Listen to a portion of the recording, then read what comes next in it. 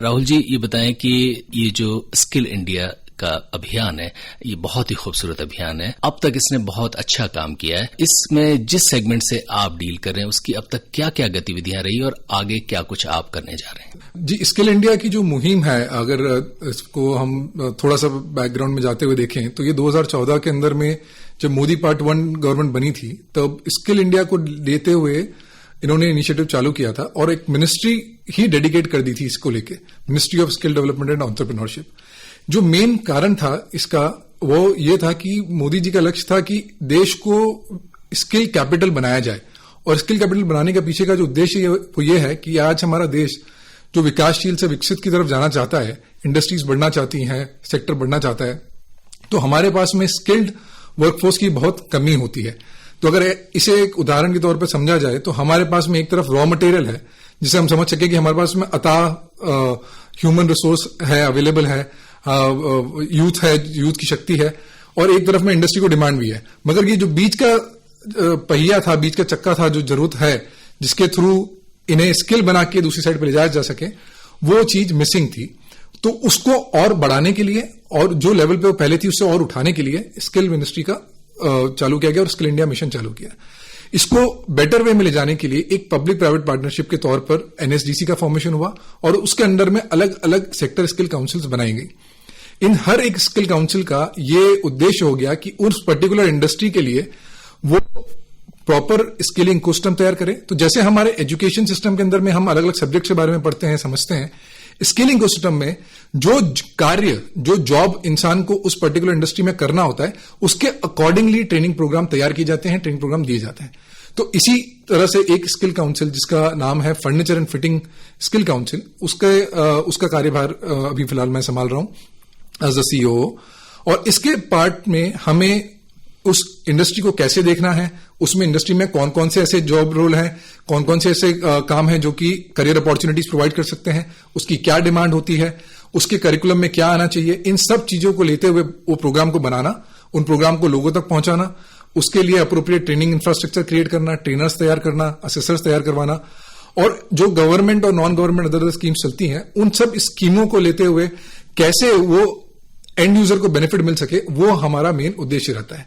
राहुल जी, ये furniture and fitting आपने बताया स्किल इंडिया का वो सेगमेंट जिसको आप लीड कर रहे हैं, इसमें क्या क्या चीजें शामिल हैं? क्योंकि फर्नीचर शब्द से तो लोगों को कुछ समझ में आता है, लेकिन फिटिंग में क्या क्या चीजें आएंगी? जी, फर्नीचर एंड फिटिंग सेगमेंट की जब हम बात करते हैं तो मुख्यतः इंटीरियर डिजाइन से चालू होकर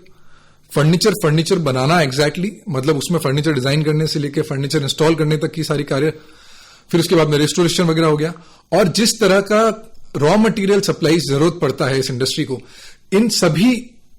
तमाम सेक्टरों में जहां जहां भी जॉब की अपॉर्चुनिटी क्रिएट हो सकती है, वो सारा का सारा furniture and fitting skill council के बैनर के अंदर आता है। मतलब आप ये कह सकते हैं कि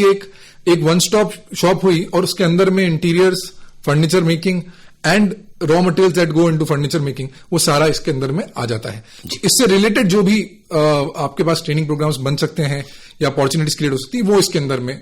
शामिल की जा सकती है। राहुल जी, यहाँ कुछ बुनियादी बातें। पहली बात तो ये कि जैसे माना जाता है कि जो फर्नीचर बनाने वाले लोग हैं, जिनमें राजस्थान के लोगों का एक तरह से एकाधिपत्य है, दक्षिण भारत में भी अगर किसी को फर्नीचर बनाना, कारीगर हमारे यहाँ से जाता है, इंटीरियर डेकोरेशन में भी हमारे ऑलरेडी बहुत सारे लोग युवा इंजीनियर्स हैं। तो ये जब ऑलरेडी मौजूद है तो आपका एसोसिएशन कर क्या रहा है? जी देखिए, आज भी और ये बात लगभग हमारी जितनी बार भी इस विषय में बात होती है, निकलती है कि अगर मैं आज भी बोलूंगा फर्नीचर तो इंसान को एक ही चीज दिमाग में आएगी, कारपेंटर। जबकि अगर मैं आपको बताऊं कि केवल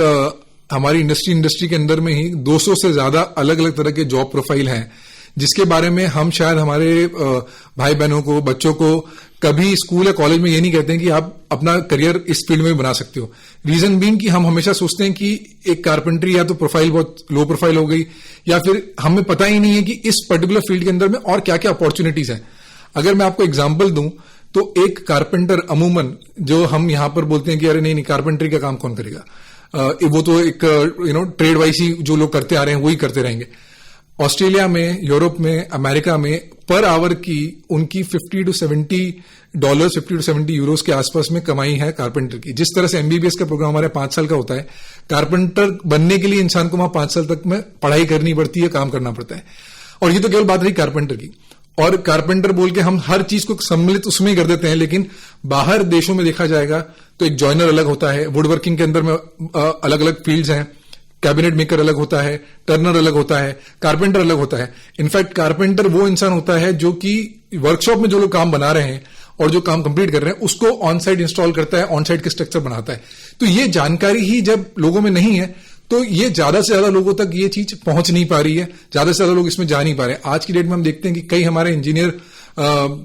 जो हमारी यूथ है जो इंजीनियर बनी हुई है, अनएम्प्लॉयड है। रीजन बीइंग कि वो इंजीनियरिंग को तो उस मॉड्यूल से समझ जाते हैं कि भाई इंजीनियरिंग एक प्रोफाइल वाला जॉब हो गया, लेकिन कारपेंटरी जो कि इक्वली चैलेंजिंग जॉब है उसके अंदर में वो समझ इसलिए नहीं पाते क्योंकि उसकी हमारा परसेप्शनल वैल्यू बहुत डिफरेंट है। तो वो डिफरेंस होने के कारण, वो वैल्यू को ब्रेक करने के कारण हम लोग उस फील्ड का प्रॉपर फायदा नहीं उठा पा रहे। तो इसलिए through the council we demarcate, हम उसको सही तरह से समझाते हैं कि ये अलग अलग कौन कौन सी करियर अपॉर्चुनिटीज है, इसमें आप कौन कौन सी अपॉर्चुनिटीज को यूटिलाइज कर सकते हैं। जैसे आज बात करें ऑटोमोबाइल इंडस्ट्री में मशीनिंग के अंदर में बहुत कार्य होता है, सिमिलरली फर्नीचर मेकिंग के अंदर भी मशीनिंग में बहुत कार्य होता है, जिसके अंदर में आज हमारे को टैलेंट की जरूरत है, लोगों की जरूरत है। तो इस तरह के प्रोग्राम्स के बारे में जब बताया जाता है तो लोगों को और आभास होता है कि हाँ इसमें भी करियर के ऑप्शन है, अपॉर्चुनिटी है। तो यही सब चीजें भी हम हमारे मुहिम के तहत करते हैं, जिसका हम इंफॉर्मेशन लोगों तक पहुंचाते रहते हैं। जी राहुल जी, ये जो बहुत महत्वपूर्ण बात है स्किल इंडिया और खासतौर पर जो सेगमेंट्स आपने बताया बहुत महत्वपूर्ण है। अब एक प्रश्न और उठता है कि ये कोविड-19 की क्राइसिस, इसमें जो मौजूदा उद्योग है उनकी भी कमर टूट गई है, क्योंकि आदमी घर में ही बैठा है तो बिजनेस कैसे करेगा। तो ऐसे में जो स्किल्ड वर्कर भी है या जो आप जिनको आपने ट्रेनिंग भी दी उनकी भी हालत बहुत एक तरह से खराब है। तो क्या सोचते हैं कि इस कोविड की क्राइसिस से जो फर्नीचर और फिटिंग से संबंधित लोग हैं कैसे उबर पाएंगे, और उबर कर क्या हम अच्छी तरह बाद में पांव पर खड़े हो पाएंगे? ये बहुत ही मैं ये कहना चाहूंगा, शायद ये सबसे ज्यादा पूछे जाने वाले सवालों में से है, चाहे वो किसी भी सेक्टर को लेते हुए हम कहें आज की डेट में। बट मेरा इस पे थोड़ा सा मानना डिफरेंट है। हम अगर कभी मैं एक उदाहरण देना चाहूंगा कि अगर हम किसी चीज के बारे में नहीं जानते, नहीं समझते हैं और तब हम गलती कर देते हैं या फिर तब हमारे साथ में कोई एक्सपीरियंस घट जाता है तो हम चलो उसे मान लेते हैं कि नहीं पता था। और उसी तरह से कुछ कोविड की घटना घटी है जिसके बारे में हम तैयार नहीं थे, हमें पता नहीं था, हम ही क्या पूरा विश्व इसके लिए तैयार नहीं था। मगर जब हमें इस चीज की नॉलेज हो जाती है तो हम अगली बार वो गलती नहीं करते हैं। जला हुआ आदमी वापस से तवे पे हाथ नहीं लगाता है, उसको पता पड़ता है कि भाई ये चीज गर्म है, तो हम उसके लिए तैयार होते चले जाते हैं। तो उसी तरह से ये एक अपॉर्चुनिटी और ब्लेसिंग इन डिस्गाइज भी है, क्योंकि अगर आप समझेंगे तो इसके कारण क्या हुआ है कि कई लोग जो स्किल्ड थे वो अपने अपने घरों भी चले गए हैं, जिसके कारण उनकी एक मानसिकता ये भी बनी कि नहीं हम शायद वापस नहीं जाना चाहते हैं क्योंकि पता नहीं हमें वहां काम करने जाएंगे वापस बीमार हो जाएंगे। तो अगर आज आप ऐसा समझेंगे कि एक शहर के अंदर में जहां पर 100 लोगों की जरूरत थी और 50 लोग चले गए हैं, 50 लोग वापस जाना चाहते हैं, तो अचानक से उस 100 लोगों की फैक्ट्री को चलाने के लिए भी वापस 100 लोगों की जरूरत हो गई है। मतलब आपको वो 100 लोगों को और स्किल करना पड़ेगा ताकि वो काम चल सके। अब ये 100 लोग जो भी जहां गए हैं वापस घरों में, इनको भी वहां पर कार्य चाहिए। और जिस तरह से देश बढ़ रहा है और जिस तरह से काम बढ़ रहा है, पहले फर्नीचर को हम बोलते थे कि ये तो जरूरत जब बढ़ गई तब है, लग्जरी आइटम के अंदर में काउंट करते थे कि तब ले लिया, बट आजकल इंसान इसको नेसेसिटी की तरह भी ले रहा है। और पिछले 10 सालों के अंदर में सिनेरियो चेंज हुआ है। तो जिस तरह से बिफोर कोविड भी इंडस्ट्री का सिनेरियो बढ़ रहा था और जो डिमांड बढ़ रही थी, उससे हमें ये रियलाइज हुआ कि ये जो ब्रेक लगा है बीच में, डेफिनेटली एक ब्रेक लगा है, 6 महीने से लेकर 12 महीने तक ये ब्रेक चल सकता है, हो सकता है प्रोबेबली, बट इससे कारण डिमांड आगे कम हो जाएगी ऐसा नहीं होगा, इससे डिमांड बढ़नी ही है आगे। इनफैक्ट लोग और आज के डेट में जीना चालू करेंगे मेरे ख्याल से, क्योंकि कल का किसी को पता नहीं है। और आज ही आप जितना टाइम समय अभी लोगों ने निकाला है, फैसिलिटीज जितनी निकाली है, उसके चलते हुए लोग और इसको प्लान करते हुए सोचना चालू करेंगे कि भी हम अपने घर में कितनी फैसिलिटीज बेटर रख सकें, हम कितना अपना काम बेटर प्लान कर सकें, और हमें कार्य को करने के लिए एफिशिएंट लोगों की ज्यादा जरूरत पड़ेगी। तो मुझे लगता है कि इसके बाद में हमारा ग्राफ और बढ़ना चाहिए कि हम एक एज अ कंट्री